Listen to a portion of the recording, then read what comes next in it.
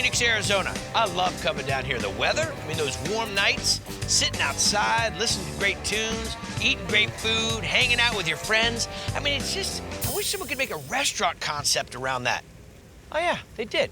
This is the Deuce. Hot pie. Slick Willie, come on up. Enjoy, buddy. There's nothing like it in Phoenix. Is this normal in Phoenix? No, this is a great place to hang out. Look at it. I mean, we have everything. Shopping, boxing, food, bar. Shopping, boxing, food, and bar. All things Windy City transplant Steve and Andy Rosenstein love. It's almost like our personal playground. You guys been in the ring? Yes.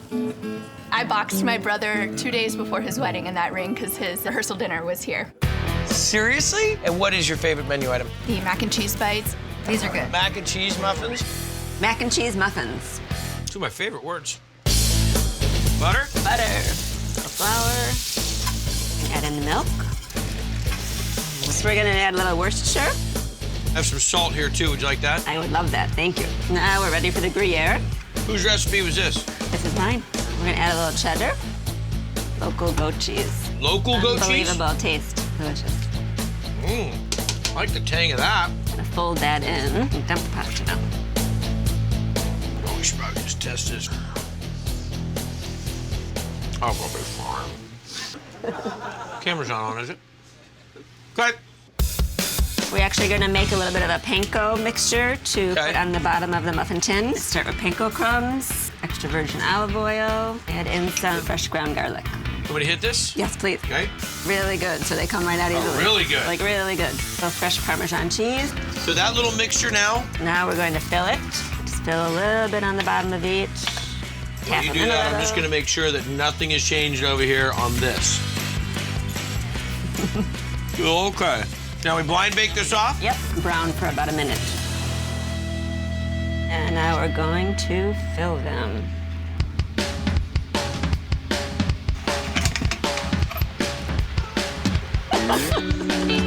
What? Sprinkle that on top so it gets a little crunch on top. Yep. Bake them off. For about 8 to 10 minutes. 10 muffins in a basket. 10? Oh, it's like culinary Christmas. Look at that little mac and cheese nugget slammer popper.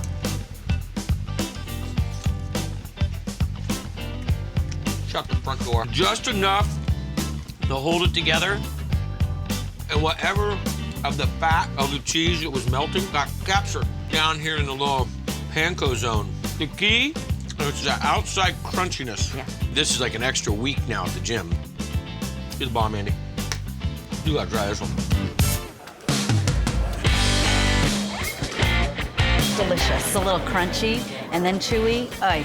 Does everybody in Phoenix know about this? It's still a little underground, but more and more people are finding out about it. I mean, you can't beat it. It's just the Deuce.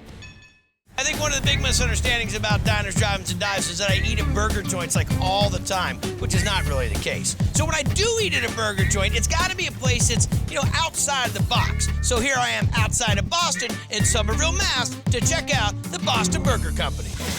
Homemade, fresh. You don't feel like you're eating something out of a box. Handmade and grilled up daily by owner Paul Maldoni, Table 2, hot mess. who mailed in a job at the post office to get back to his restaurant roots. Got the Pilgrim Burger.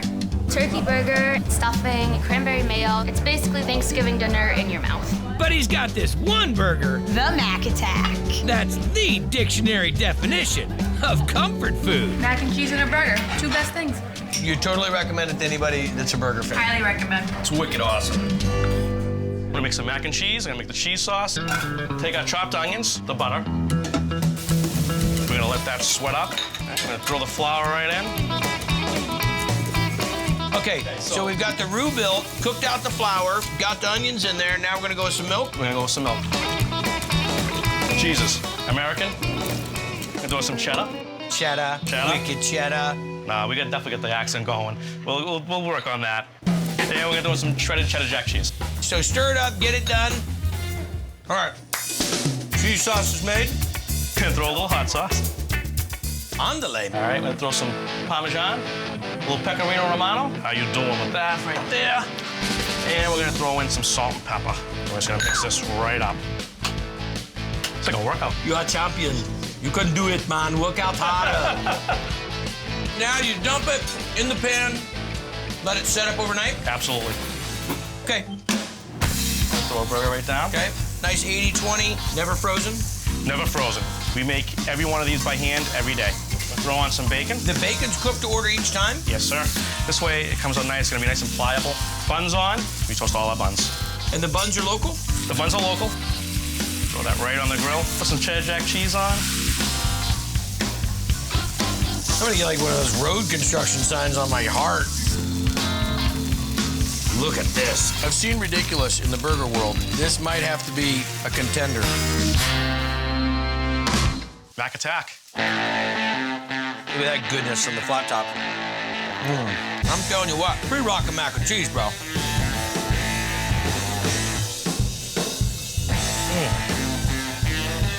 Really good meat in the burger. It's got good tooth to it, good chew, good texture, good fat. The bun does a great part where it just kind of absorbs into all these flavors. But if you're gonna go for a big burger, put mac and cheese on, it's pretty gangster. So when I first heard about Florida, one of the terms I heard was snowbird. I said, what's a snowbird? Well, it's everybody that wants to avoid the snow. They fly on down to Florida, enjoy the great weather. So how do you feed all these East Coast folks when they come down to Key Largo? If they want some real deal, old school Italian-American food, well, you bring them right here to DiGiorgio's Cafe Largo. Seafood risotto. They brought a little taste of Italy to the Keys. Chicken marsala in the window. Hands down, the best Italian food you're gonna find anywhere. Coming from the DiGiorgio family cookbook that Robert inherited from his restaurateur father, Pasquale. When did you come over from Italy? In 1962. I was 21. What year did you open your first restaurant in Miami? 1968. Robert followed in his dad's footsteps and opened this joint in 1992, doing his own take on the family classics. Truffle lobster mac and cheese. Truffle lobster mac and cheese is to die for. The pasta is fresh. It's made from scratch. Well, we have a pasta extruder here that my father bought and handed down to me. Beautiful machine. We're gonna make a version of cavatelli here. Okay. You have two different kinds of semolina. One's grainier, one's more powdery. Put them in the hopper of the pasta machine. Okay. Salt, pepper, garlic powder combination. Then we go with the eggs. We add water until we get the desired texture. Look at this. Can I just have one of these in my house? Oh, look at how gentle it is. Throw me some soft music behind this, please. Somewhere turning. Like little tears of angels. Gorgeous. We're gonna take our whole fresh Florida lobster. We're gonna let it cook for a few minutes. And we're gonna add our celery, carrots, and onions. A little garlic. Cracked black pepper. Our brandy. Brandy makes it dandy. Gotta add my water. Okay. Now, how long is this gonna sit here? About 2.5 hours. Awesome. Strain it. Get our frying pan hot. Some of our reduced stock. Ready to add our heavy cream. Let that reduce a bit. We're gonna add a little roux to thicken it up. Then we have a combination Asiago, Fontina, Parmesan, mozzarella, a little smoked provolone in there. Living on the edge. Fold in our lobster. There we go. Our house-made cavatelli.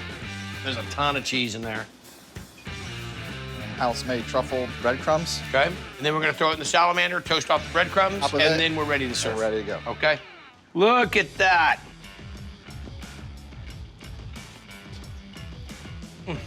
That lobster is out of bounds. We got a lot of great restaurants in the area, but to know all the history and sharing your recipes and your experience with your son, you're doing it right, buddy. So I'm here in Nashville, Tennessee. Gotta love it. I mean, killer barbecue, great music, and you never know who you'll run into. So anyhow, I'm here to check out a joint that's doing grilled cheese, but grilled cheese to a different level. It's not just what they're serving, it's what they're serving it from. Get this, a food truck. This, was that? Nah. Anyhow, this is the grilled cheesery. We have 2 Macs on the grill. It's not trying to be fancy, it's just good and what's right. Short rib melts. Translation, gangster grilled cheeses and standout soups. A simple menu that Chef Crystal De Luna Bogan and her musician husband Joseph have stuck to since they opened the truck in 2010. I got a pimento mac going out with the soup. We got some Tennessee cheddar. It's a monster. It's a 40-pound block. We're gonna cut this up, shred it up for the pimento mac and cheese base. So you're gonna cut the cheese? I'm gonna cut this cheese with this knife. So no processed cheese in this crew? No, sir. Delicious, okay.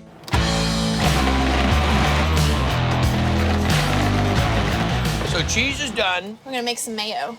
Eggs, garlic, spice mix, paprika, cayenne, pepper, and then hot sauce? Hot sauce. Again, the mayo. The slow stream. So stream, and then the oil. So this kind of replaces the whole roux situation. This actually makes it a lot more gooey, and we love our mayo here in the South. All right, now we just assemble. So we got our mac, already cooked it, and just some salted boiling water, a little oil.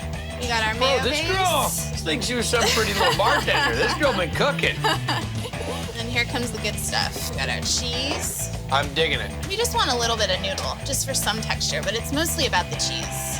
Righteous. And then we're just gonna add our roasted peppers. So that's basically it. Assembly time. So we're gonna butter the bread. Okay. This is our special butter mix. Which is? Butter and mayo.